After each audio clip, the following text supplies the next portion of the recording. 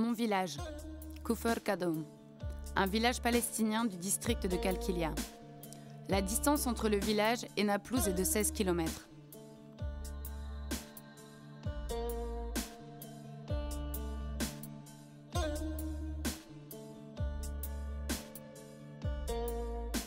L'occupation israélienne a confisqué une partie des terres afin d'implanter la colonie illégale de Kadumim.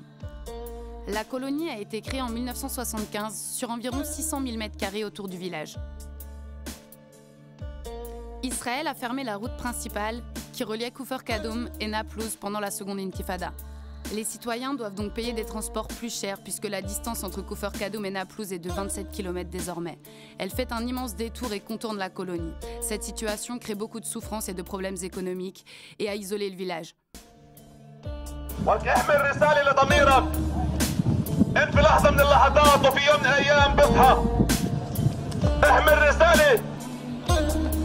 يعني الصراع الإرادي موجود. أنت بسلاحك ضعيف رغم سلاحك رغم إعدادك حشرة. بتراهن على إرادتنا لا يمكن أن تهزم. لا فيك ولا في أمثالك.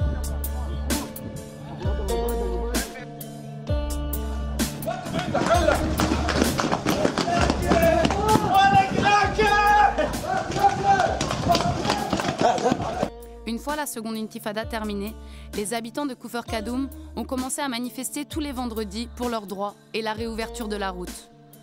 Tous ces vendredis, je participe aux manifestations. Mon rôle, photographier et filmer.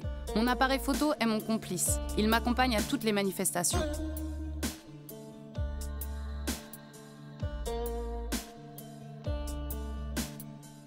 À midi, quand les anciens vont prier, les jeunes commencent leur manifestation contre les soldats israéliens qui attaquent le village. Ils continuent la manifestation entamée dans la matinée et donnent de la voix à leurs revendications. La particularité de ces attaques, par rapport à toutes les autres menées en Cisjordanie, est la pratique d'embuscades violentes de l'armée d'occupation. Plus les forces israéliennes attaquent, plus les manifestants sont déterminés.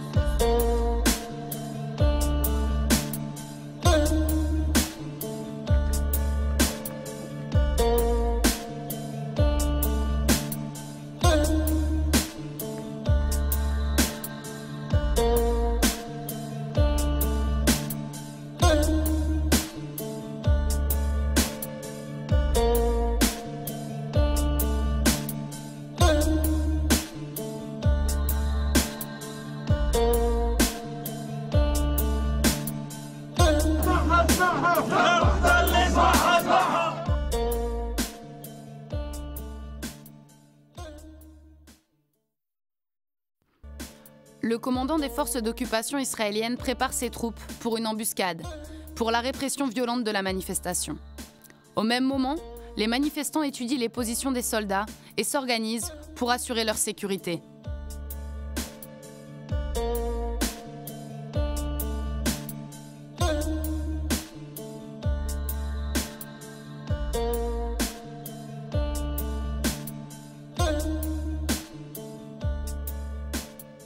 Je suis là pour filmer tout ce qu'il se passe. Je me tiens entre les manifestants et les soldats. J'ai été blessée plusieurs fois. À chaque fois, les soldats essayent de disperser les manifestants en leur tirant des grenades lacrymogènes.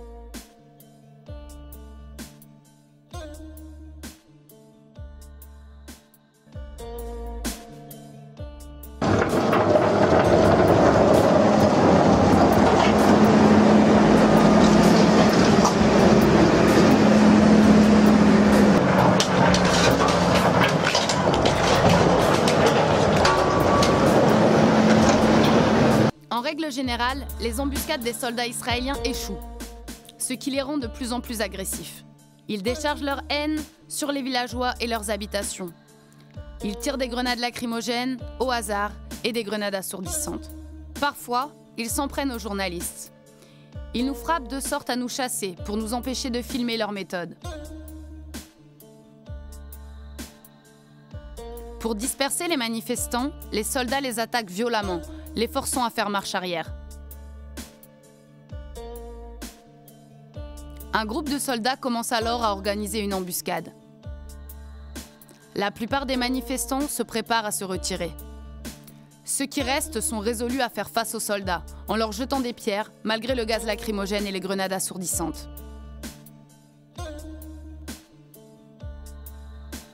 Un groupe de soldats feinte de battre en retraite.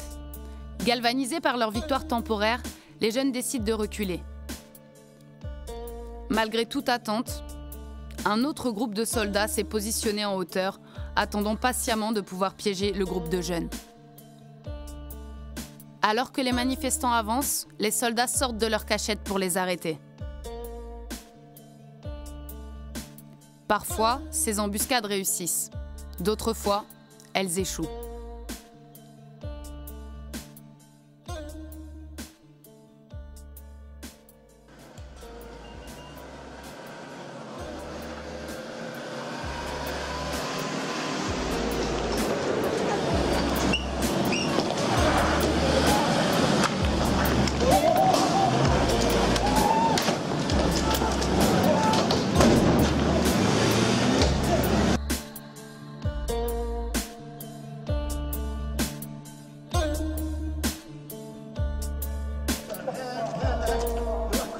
الكل بعد كل حدث حديث. هذول تطلعوش على اللحم.